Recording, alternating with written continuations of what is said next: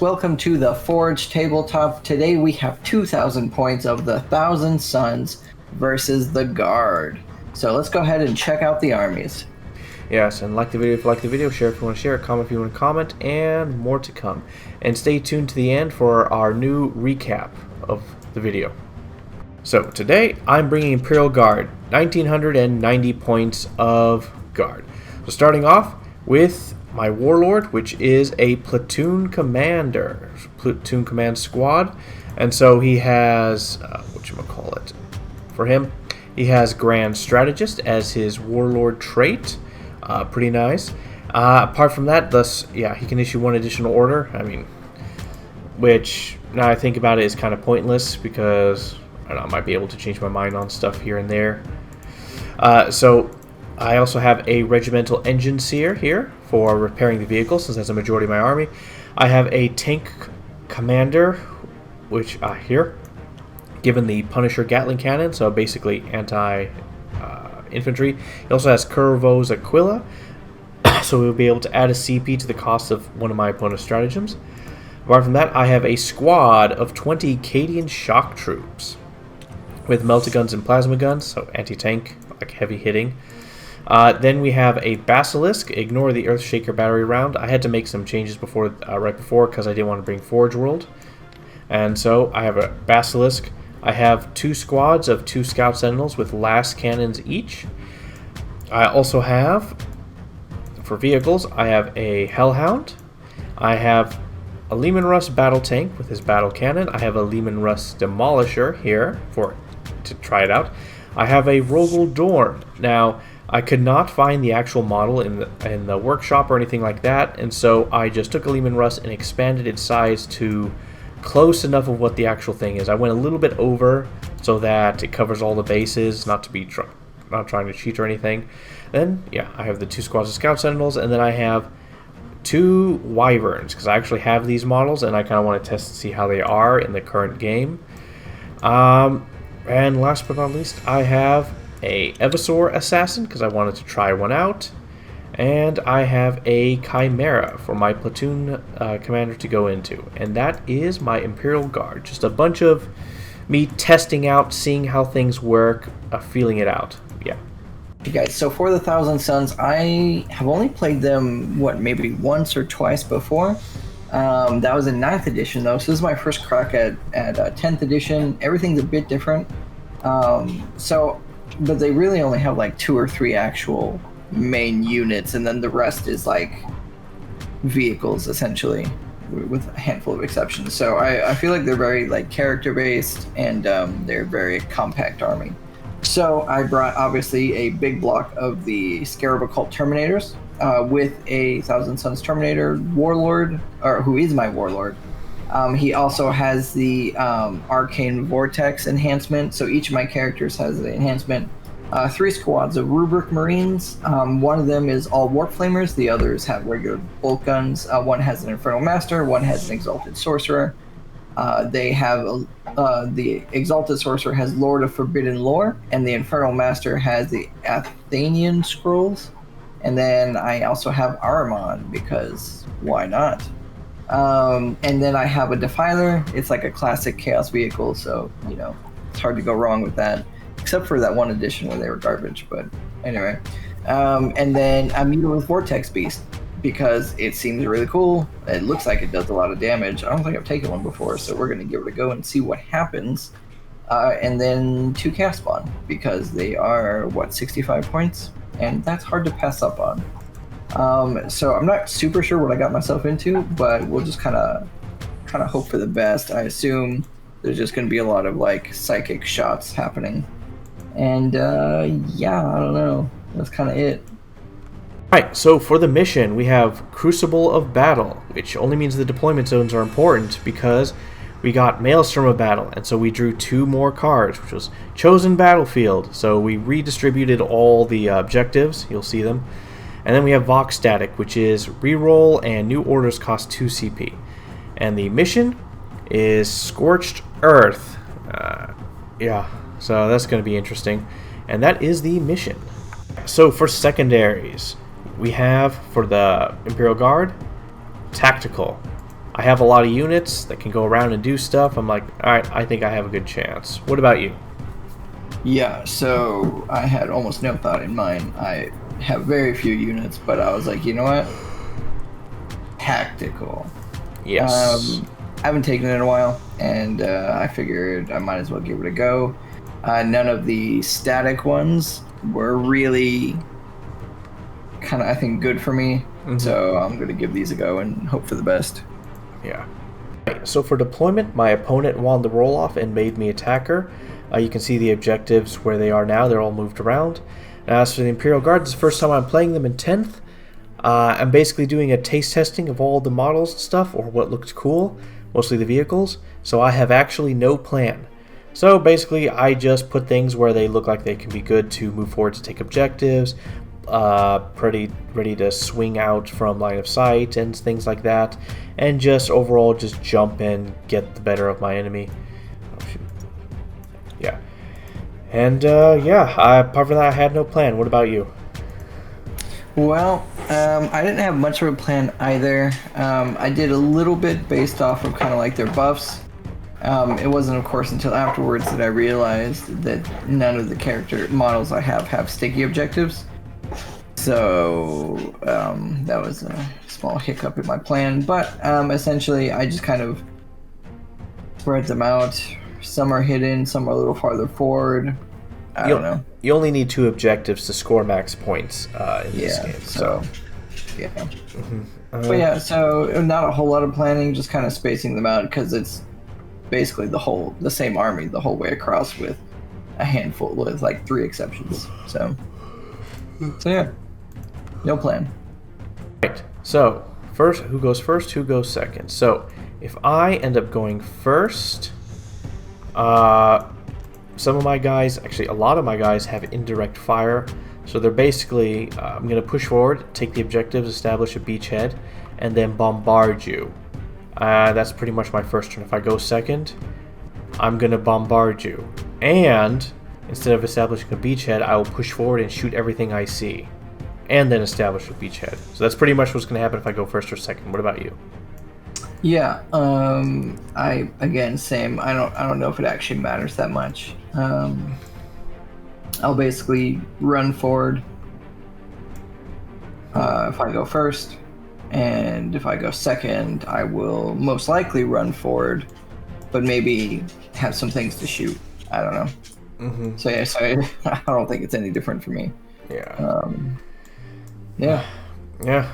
Okay. So, all right. Let's see. 4, 4. Okay. 4. Okay. Come on, buddies. Third time's the charm. 2, 1. 5. Guard goes first. So, Imperial Guard first turn, I drew behind enemy lines, which is trash, and investigate signals, which is trash for a first turn. And so, ignoring that. Alright, so the scouts have scout sentinels have a 9-inch move. I didn't want to bother to edit so difficultly, so I just did it now. Yeah, editing it would be annoying. So I just gave them a free 9-inch move first before anything else. Then, in the Chimera, the commander told the shock troops move, move, move, and gave him an extra 3 inches. Tank commander gave move, move, move to the Rogel Dorn, given an extra 3 inches. The regimental engineer gave the Rogel Dorn a 4-up invuln and healed him of D3 wounds. And then apart from that, then Scout Sentinels, green, moved onto the objective up top. Tank Commander moved up and eventually ran to get out of the way, but positioning himself in a position that he could do something elsewhere. Rogel Battle Tank basically just moved right through everything. Didn't run it because there's no need to. And Regimental Engineer ran to get close to the Rogel Battle Tank. It has Lone Operative when it's near a tank, like 3 inches, so it's fine. The Shock Troopers moved on to the objective. They took it. Chimera moved in support. Hellhound is behind that in support. And then all my artillery did not budge. So for the shooting phase, not much because no one could really shoot. But the green Scout Sentinel actually could do line of sight to the Thousand Sun Defiler, fired its last cannon, hit, wounded, and did 6 damage to it, d6 plus 1. So that was actually pretty good. After that, the Earthshaker, the Basilisk fired at the Mutilith Vortex Beast. Or no, at the the Defiler. I wanted to finish it off. That did nothing because apparently the strength of the gun is only 8, which was very disappointing. So it didn't do anything to it because it has toughness 10. Then my Wyverns all mag dumped the Green Rubric Marine squad that's up top and managed to kill one of them. And that was my shooting phase.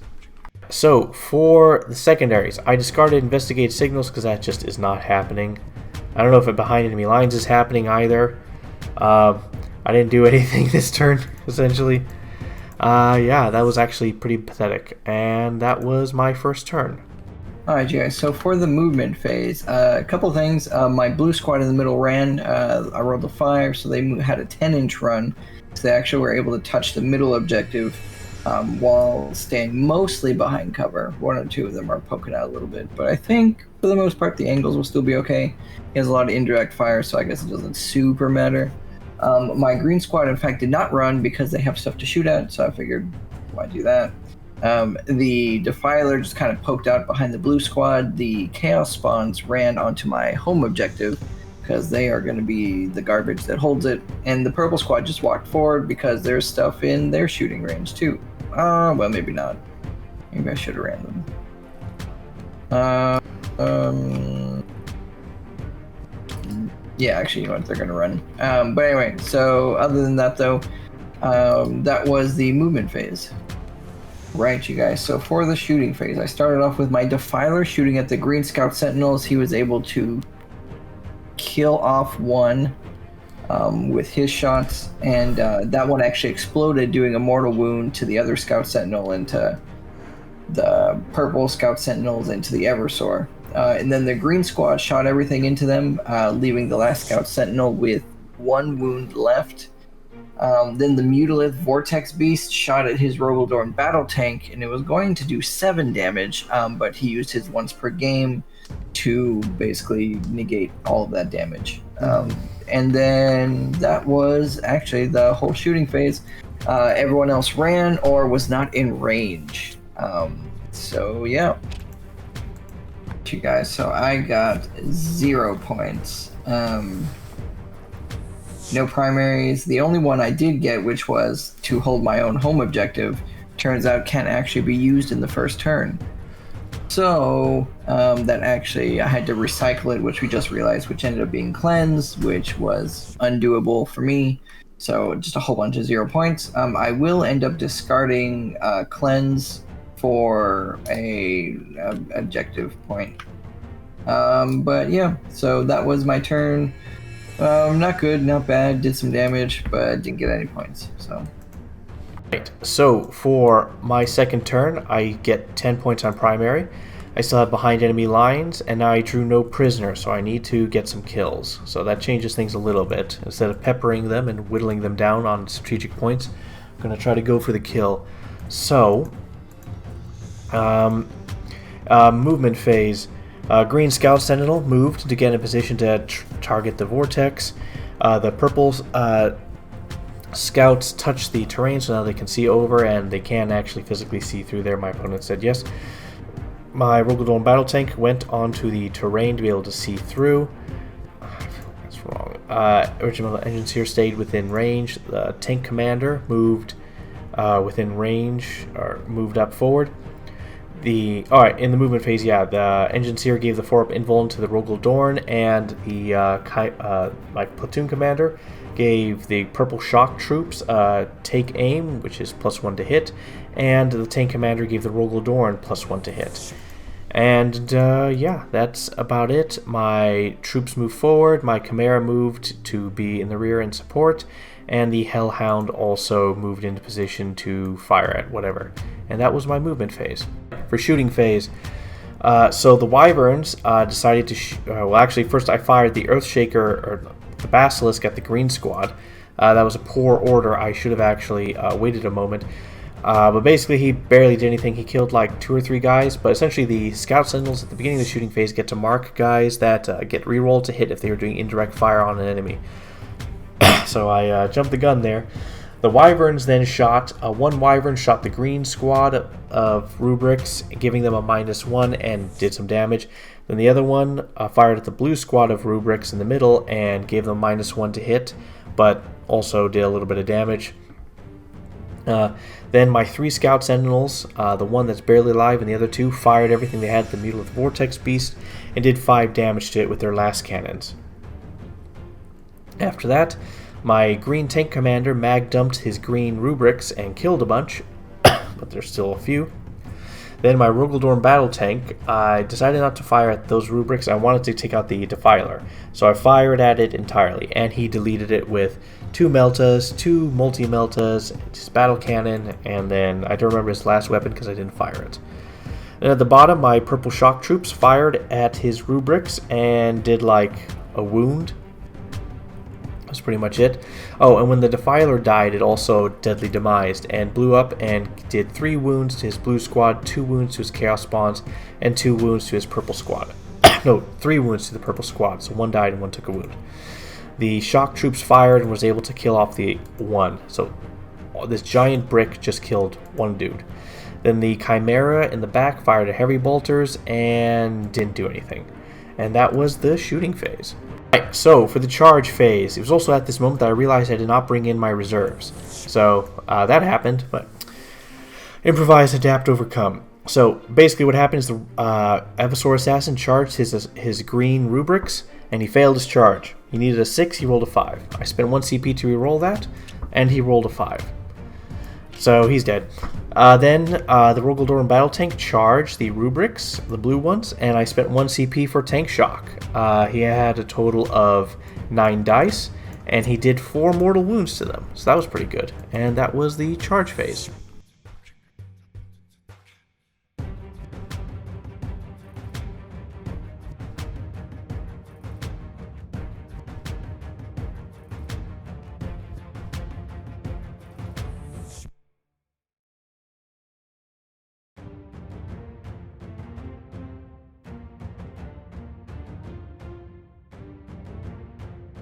So, for points on the secondaries, I gained my primary 10, and I got no prisoners. I killed 1 unit of his. So, that's done, and that is my turn. Alright, you guys, so for the movement phase, I started with my green squad, and they just waddled forward. So one guy came back with the, who is he? The Exalted Sorcerer's ability. Then my Mutilith Vortex walked forward as well as full 10 inches towards the same objective. My blue squad actually fell back from combat with the Rogaldorn, unsurprising. He did Overwatch with his blue Hellhound, killing 2 of my rubrics in the middle, and then my purple squad stepped forward out of their terrain or cover. And then my Scarab Terminators came in. And they came in near his back objective, but also near, I guess it'd be near like 2 objectives, but so they came in. And also when he fell back with his blue rubric marines, I overwatched with my Hellhound, killed a few. And that was the movement phase. Right, you guys. So I started off with the, who did I start with? The green guys? I think it was the green guys. Yeah. Shooting at the Evosaur Assassin. Now, I couldn't quite decide between splitting shots and doing whatever, so they just all shot at him, and they were able to kill him, but I think kind of just barely. I think I had maybe 1 or 2 guns. No, it was actually one of the last psychic powers, so they just barely killed the Evosaur. And then the Mutilith shot at his Rogaldorn battle tank, doing 7 damage to it with his big solo gun. Again, I rolled a 1 on the damage, so it could have been 12 damage, but it was 7 damage. So whatever. The blue guys weren't able to shoot because obviously they fell back. The purple guys, however, used their flamers.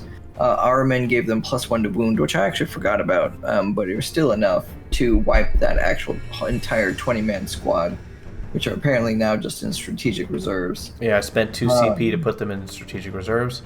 So. Yeah.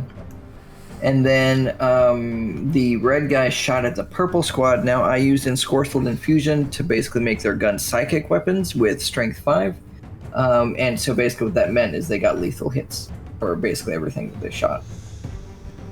And that was, well, they killed one Scout Sentinel, so they did 6 damage. So not super good. The Hellfire Racks could have killed him, but he saved actually all of them. So he had 3 wounds that went through, but saved them all. So unfortunate. And that was the shooting phase, actually. All right, you guys. So for the charge phase here, my Mutalith Vortex Beast charged his green Sentinel, the one with 1 wound left, and got in quite easily. He rolled a 10. So then my red Scarab Occult Terminators decided to try and charge his I guess, pink Wyvern in the back, and they rolled an 8. So even though they technically it works, but it doesn't at the same time, so they still have to roll the 9, but then they have to get within an inch. So so that failed. So I decided to spend the 2 CP because of the mission thing at 2 CP instead of 1 to try and re-roll it, because I was like, oh, I'm pretty close, and I rolled exactly an 8 again. The exact same roll, actually, even though it was completely different dice. It's super annoying. So they failed that charge, and that was it for the charge phase. Alright, you guys, so for the combat phase, the Mutalith swung and 3 wounds went through. He actually almost saved all of them. He missed 1, but it was 4 damage, and his Sentinel had 1 wound left, so it did die. It did not explode. Then I consolidated into his purple Sentinel, which swung, 1 wound got through, but I saved it, and that was the fight phase. Right, you guys, so for this turn I had 2 objectives, so that's 10 points on the primary. And then I got 5 points for Storm Hostile objectives because it's a tactical, because I was able to take an objective from him. And I did not get engaged on fronts because I didn't think about it when I was moving my Chaos Spawn, but they are not all the way in that bottom right corner. They had plenty of movement to do it, I just literally didn't think about it. So I did not get engaged on all fronts for that, otherwise I would have, and I would have like 2 points or something. Or 3. I don't know what it is for tactical. But anyway, so yeah, so 15 points, not good, not bad. Or, well, actually, I guess that's almost max for what I could get, so I guess that's good. And we'll see how that survives this next round. So I picked up Cleanse as my new secondary, so I have that in behind enemy lines. So for now, essentially what I did was I moved my Wyvern down a little bit on the home objective to gain some distance. My Scout Sentinel fell back from the Mutalisk Beast. My Rogaldorn Battle Tank moved up to engage the Mutalisk. Then my Tank Commander also moved to engage his blue Rubrics. Also, the Engine Seer gave the Tank Commander a 4-up invuln, and the Tank Commander gave the Rogaldorn Battle Tank +1 to hit. And yeah, and then my reserves came in. So my Demolisher came at my the back to deal with the Scarabs. The new Shock Troops came above his red Scarabs, and then my Leman Russ Battle Tank came behind his enemy lines near his back objective. Alright, so for the shooting phase, a lot happened and I don't remember.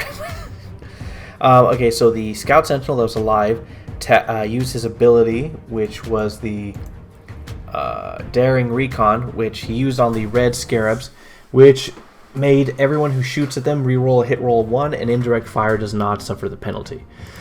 So the yellow Leman Russ Demolisher shot at them, killed 2 of them.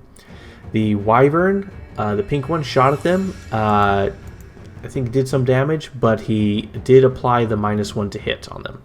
Then the Basilisk fired at them, killed like 1 or so. So that was good. And then the blue Wyvern fired at the Mutalisk just in case it got to fight anything. So it ended up doing a wound, and it had -1 to hit. Then my Rogaldorn Battle Tank fired everything into it and deleted the Mutalisk. Surprisingly, just barely, because I rolled really poorly with my Meltaguns. They're a lot weaker in this game. If you get to toughness 10, you're pretty good against them. Then my Commanding Chimera started doing Cleanse, the secondary, for the objective he's touching. The green Tank Commander mag dumped the blue Rubrics, killed a few. The Hellhound fired into them, killed a few. There's only 2 left. And then the Lehman Russ battle tank that came up behind enemy lines mag dumped the 2 spawn, wiped them out to the man with his main gun. And then the shock troops that came in the back fired their meltas, plasmas, and las guns and managed to kill like 3 or 4 occult terminators. That was actually very surprising. And that was the turn. Yeah, my turn. I lied. I'm going to charge. So with my with my blue hellhound, I charged his rubric squad, made it in, spent 1 CP to tank shock, killed one of them with 2 mortal wounds, and that was my charge phase. Alright, so for the fight phase, essentially what happens is my tank treads hit him and do 1 wound. He then turns around and does 3, and that was the fight phase. So for secondary points, I gained my 10 primary. I gained 3 from behind enemy lines. The Lehman Russ that showed up there, I get that. Cleanse. I did 1 objective, which gives me 3 because it's tactical. And that was my turn. Okay, you guys. So, what I am doing right now is... okay, so moving phase. So first off, command phase, the green squad gained a guy back, and then they moved onto the objective. Blue guy stayed in combat, red squad moved closer and almost onto his home objective, and purple squad basically started walking up, again, to farther up. And that was the movement phase. I started off by using some Cabal points, which I used Doombolt. And so the green squad doom bolted his Rogel Dorn tank, taking it down to 1 wound, and then they proceeded to shoot with their Rubric Marine bolters, and 1 actually went through, and it actually killed his Rogel Dorn, so the bullet must have snuck through the little viewing visor and just hit a fuel line or something, I don't know. Anyway, so it died. It did not explode, which was sad, because it could have killed that regimental engines here, I think. But so they did that. Then I moved on to the red squad, I think. They shot at the pink wyvern, and they killed it basically to the wound. Now, I didn't get to use the sorcerer's coruscating flames, which is actually anti-vehicle, anti-monster, so he probably would have been able to take it on himself, or take it on and finish it, but didn't need to. So they shot that, and then the purple squad shot everything into the Hellhound, and they actually did 5 or 6 damage to it with their flamers and with some of the psychic stuff, I think. And that was the shooting phase. Alright guys, so for the charge phase, my red squad charged his Lehman Russ Demolisher, the yellow one back on his objective. I rolled a 10, so they got in with a lot of room. Then my purple squad, I actually charged into his tank commander because, I don't know, thought they might be able to do something. Figure he'll probably end up charging me anyway with all the tank shocks, so I might as well get the jump start on him. He overwatched with his Hellhound, which is, I guess, they just tweaked the rules, so it's doable now.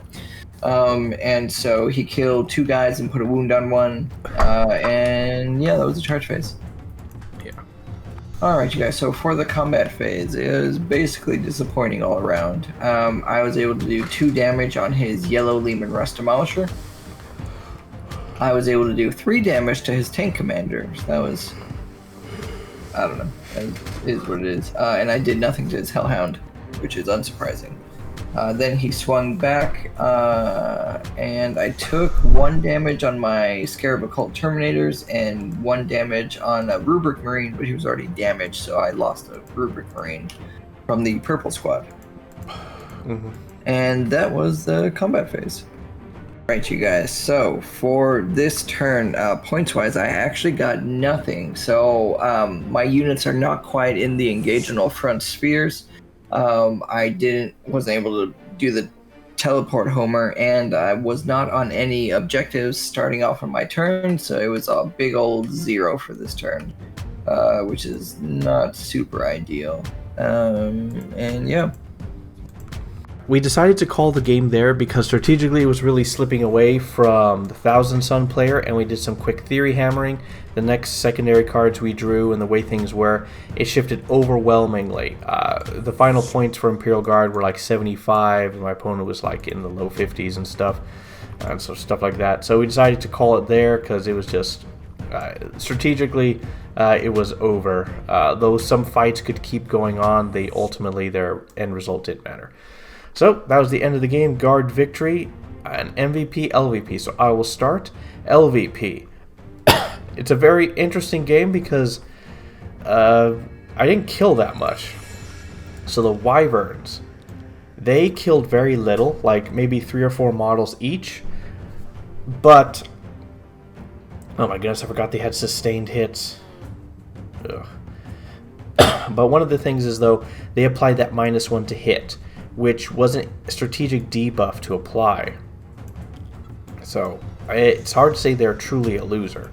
Then we have the tank commander, who really didn't do much, but his kills, because the enemy was facing, he barely got to kill anything, maybe like 3 or 4 models, but he was really useful with giving out those orders, which really did help me secure some more strategic victories. Then there's the Basilisk, who first turn when they shot did absolutely nothing, and throughout the game killed like 2 or 3 guys a turn after that. So like 5 or 6 guys. It's like the artillery looks good on paper, but their just damage output is really low. They just didn't do enough. So the LVP is the Avasaur Assassin, who took up 75 points, failed to charge, didn't kill anything, failed his shots, and just died to explosions left and right, and then fell. He folded faster than a paper accordion. So LVP is the Avasaur Assassin. So disappointed with how weak he has gotten from his incredible high from before. Like 3 D6 charges is gone now. Ugh, pathetic. Then MVP. So it's a tough call between the Hellhound and the Rogaldorn. So the Hellhound had a lot of kills, and a lot of strategic ones too. From his Overwatches, which did a good amount of damage. He probably killed like 8 or 9 in Overwatch from his fire, as well as his charge, which he used to do tank shock and stuff like that. So he was one of the heavy hitters of the game. Then I have the Rogaldorn tank, which killed the Defiler and the Mutalisk, and that's pretty much it. But those were very strong, very tough enemies. So in the end, even though the Rogaldorn Battle Tank died earlier, I'm going to have to go with the Rogaldorn Battle Tank being MVP because it killed very dangerous enemies very quickly and early on. It probably would have killed the Mutalisk in 1 turn if it was the first target, but that's how it is. And so that's my MVP, the Rogaldorn Battle Tank. Really tough. So what about you?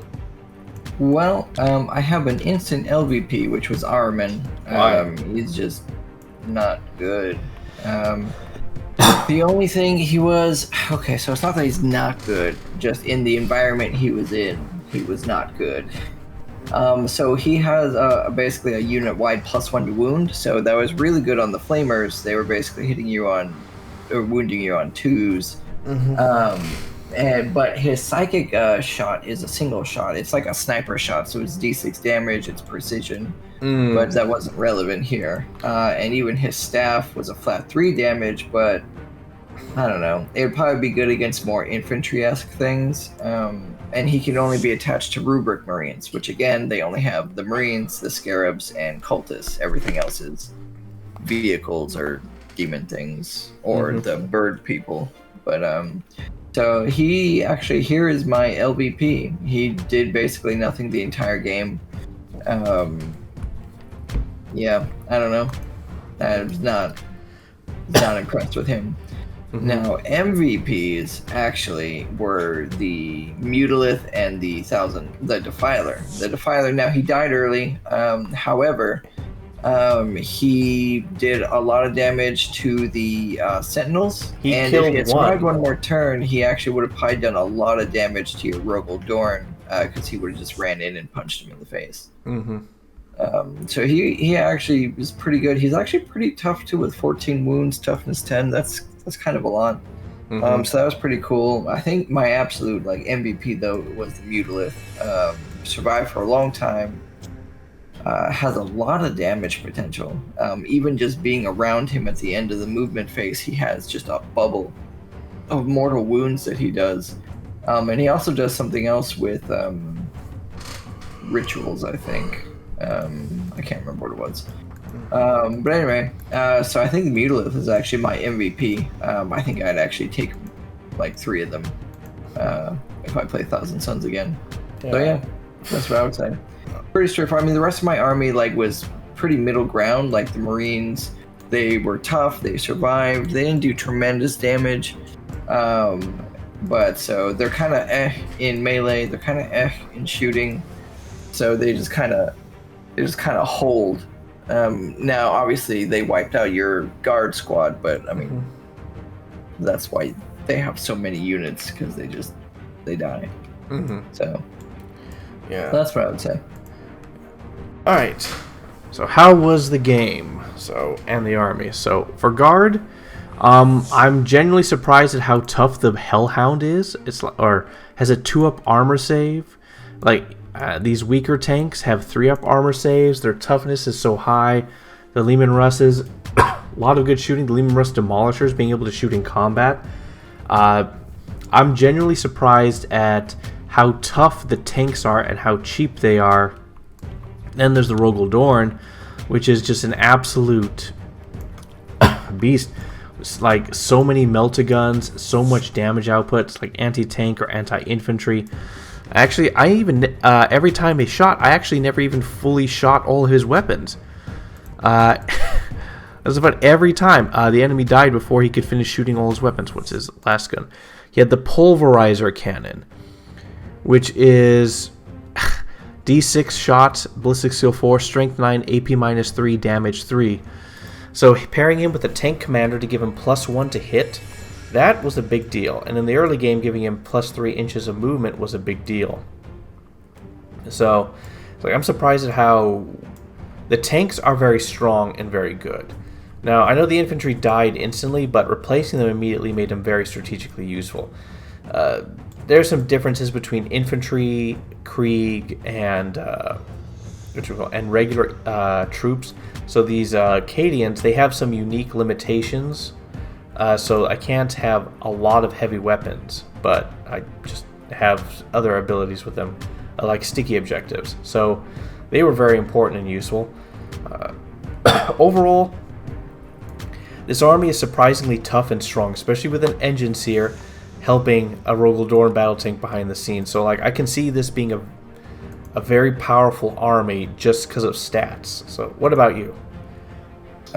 Yeah, so I was kind of surprised with Thousand Suns. They're actually, I don't know, I wasn't quite sure what to expect, but they actually held on for quite a bit, so they were actually able, I guess because they all have invulns and stuff, but so it was interesting to me because I didn't quite understand where their damage would come from. And once some of the bigger guys, so like the Defiler and the Vortex, the Mutalith were gone, I was like, so, but their Cabal points with like Doombolt does a lot of mortal wounds. So that was like, but I think what's interesting is how they basically rely on characters to do psychic like shooting essentially. And so that was kind of surprising. So Armin, he only has a sniper, but some of the other guys had like 2d3 shots or 2d6 shots or something like that as mortals or kind of those kind of things. And so I think I would definitely redo what I did. Instead of taking big block, I might take one big block of like Warp Flamers with Ahriman and put them in a Rhino and just have them run around and just like flame stuff and then run away again. But I think I would take probably smaller squads, like squads of 5, because they are slow, but they kind of hold on. And then I would focus more on like bigger things like the Vortex Beasts or the Defilers, things that can kind of, they have shooting and they have melee. And they're big, they're tough. because even so, like I don't know, the psychic powers, like the psychic shooting thing, like was not super interesting to me, because you can only really get it. Like, okay, so each squad has a sorcerer, but their aspiring sorcerers, their thing is only a 2-shot thing, and so it's anti-infantry, so they kind of have it set up to be consistent to some degree, but even still, it's not a lot of damage, and so I think that was kind of not as good as it could have been.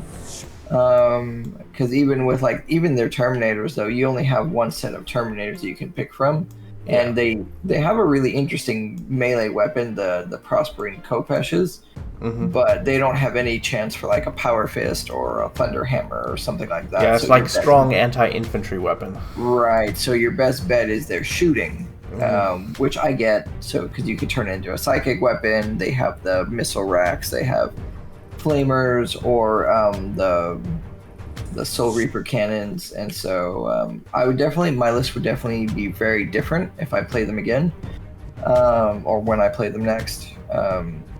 Yeah, it definitely wouldn't be like this. It would be smaller squads, maybe one big squad of Terminators, but then everything else would be small squads, and then like bigger vehicle stuff that can carry heavier damage. I actually really enjoyed the Mutalists. I don't know, maybe I just had a really unusual game with him or whatever, but I would definitely take 3 of them next time. Yeah. So if he shot anything else, it probably would have died faster. Yeah, because he has 3 tiers to it. He has one that's 2 damage and one that's single damage, but it's 2d6 or d6 plus 3. And then his melee is pretty strong too. But yeah, and then their stratagems are also not really good. There's only one that I thought was actually useful, at least in this game. It definitely relies upon their Cabal rituals or psychic attacks. Yeah. Which for the most part is only held by characters and the squad sorcerer. So yeah. So overall in the game, the game proceeded pretty well. I was feeling confident early on. There was no real enemy range. How well, I thought I was going to get wiped off a lot quicker. Yeah, I was actually very disappointed in how I was thinking of building a list of like heavy, mostly focusing on artillery and just a few guys to go forward and push. After this, is like, nah. The artillery is like, if I was facing orcs or like softer targets with worse saves, it'd be great. Yeah. But against the standard build your list against Space Marines kind of thing, it's not that good.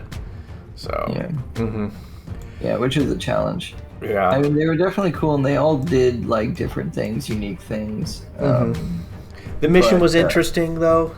Moving the objectives around made it a bit more interesting, and all the other factors. The no rerolls, pretty much. Yeah. And stuff. So overall, it was an interesting game, a good, fun game. It was pretty close until the end, and then like it was just like focusing on points constantly. Yeah. All right then. So that's the end. If you like the video, share if you want to share it, and more to come. No idea what we're playing next week, but bye.